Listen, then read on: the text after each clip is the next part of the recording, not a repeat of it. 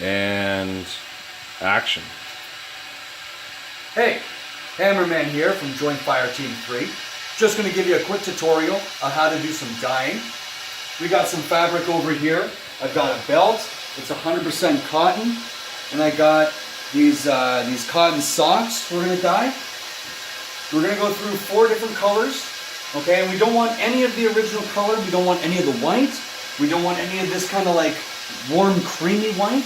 Our first color we're going to do is this beige color. And we're just going to go ahead and do that across the entire garment. And then after we're done that, we're going to start applying different patterns and different twists and shapes and whatnot to get this kind of pattern to blend everything together. Stay with me. So before we get started, we want to put our water on to boil. The reason why we want to use hot water is because it just makes the fabric take the dye faster. You could do it with cold water. You could do it like your kids do it, tie-dye if you want. But since you have a stove, why not do it quick and easy? Should take you about 30 minutes to an hour at boiling hot temperatures to apply this dye. And after that, you rinse and do the next color. And I'm going to walk you through how to do certain patterns in that. So if you want, you can still wear your favorite t-shirt, but still have a nice cool arm while you're out there in the woods. You shouldn't use your just common pot that you're going to cook your spaghetti in. You want to use something that you're not going to poison you or your family with. So go to your secondhand shop and pick yourself out something big and relatively lightweight.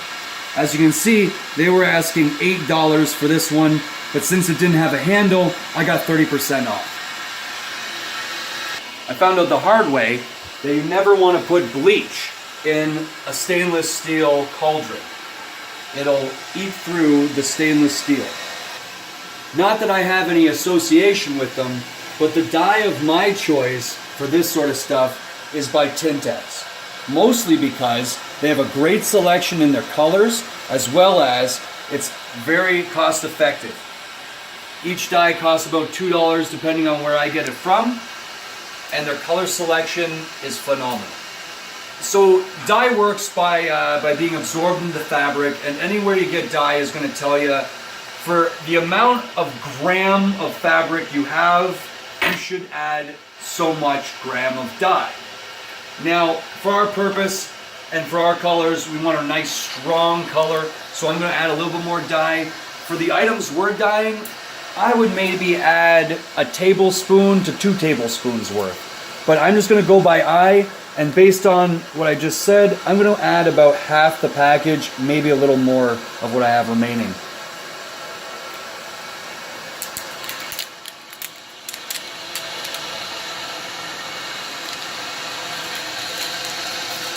So the water is still getting hot. It's just starting to boil. You can see the small bubbles starting. So I just want to sprinkle it in. And again, I'm adding about half this package. We're going to be adding a lot more colors too, and it's going to be getting darker as we go. So this will be our lightest color. And of course, you want to do your lightest color first, because once you've added the dye, you can't subtract it other than doing bleach. I'm trying to throw you off. Come back over here, everybody at home. The water's now started to boil. That dye is now getting mixed and churned around. We're ready to add our garments. And again, because we're just looking to turn what their current color is to this color, we're just going to throw them in as they are, no patterning whatsoever. We want everything to just fully absorb. Now, usually you should usually wet your fabric before you dye it. And they say that because usually you want an even distribution of the dye to the garment. But really, for camo purposes, we don't care about that. In fact, if it's even, probably doesn't look as good as if it's uneven. So we're not going to wet the fabric before, we're just going to toss it in boiling water.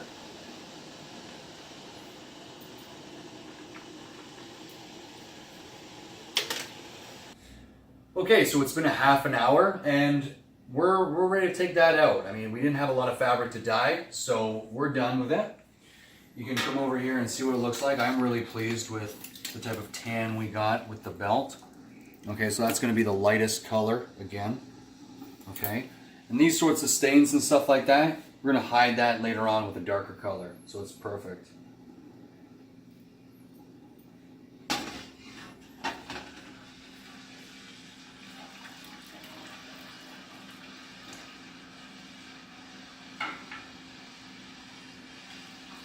Alright, it's a little hot, just reach in and get it.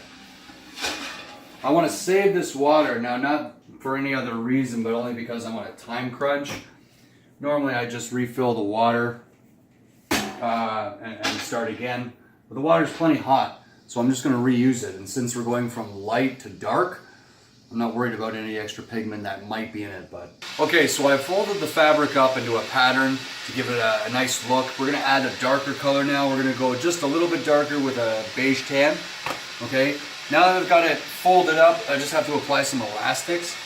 Okay, nothing really special about how these go on. It's just holding the fabric down, and we're just going to keep adding as we go.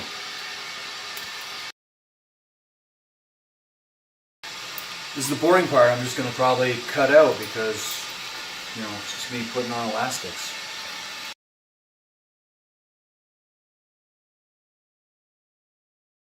Now, while we have it under the light, that's what I was talking about. That's why we didn't wet the fabric before, that uneven kind of tan distribution. We wanted that. Okay, it just gives it another element for the camouflage. So before I get doing this on the countertop, just want to give this a quick little rinse.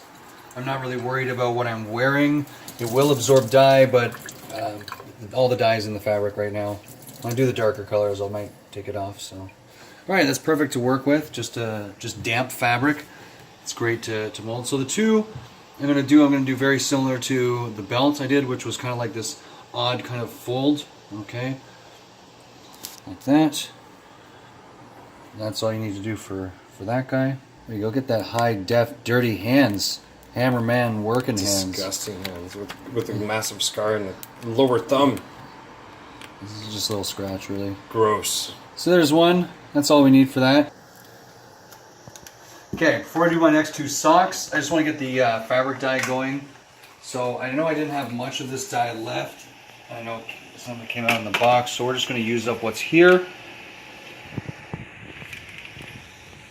I don't think I'll have to crack into a new one. It's about half as much as what I added last time. So if that's the case, I'm only going to do what I've got wrapped up. I'm not going to bother with the other two socks. I'll add a different color. We'll just restrict the fabric. So that way we don't get a weak dye. We'll save these two for another project. We'll see them later. Look at that. Great little pattern from the elastic bands. Super cool. Looks like snake-like almost, right? So I'll show you. That was just a series of fan folds and a special way to put the elastics on.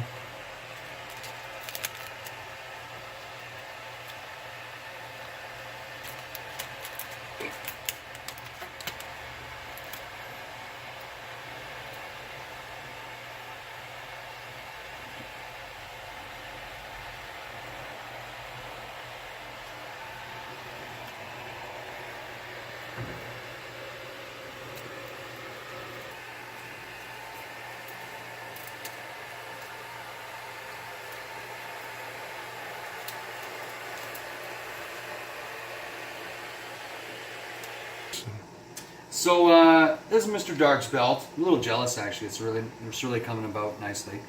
He wants me to put 3 distinct kind of swipes, as he called it. So how I'm going to try to do that is going to make 3 folds in the fabric. Okay, and I want to just follow along with this. So again, just doing a fan fold. Okay, and then to get that kind of swipe look, what I've been doing is putting kind of an off-centered bend in it.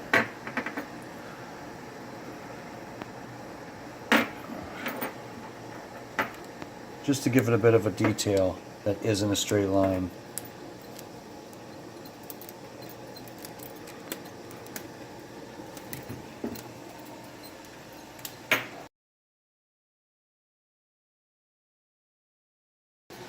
Let's have a look over here. Looks like the water's boiled. We're ready to add our dye. We're decided to go right to black. We eliminated the dark brown, as you can see. That's that beige tan's coming in awfully dark as it is. So I'm just gonna leave it like that, go right to black.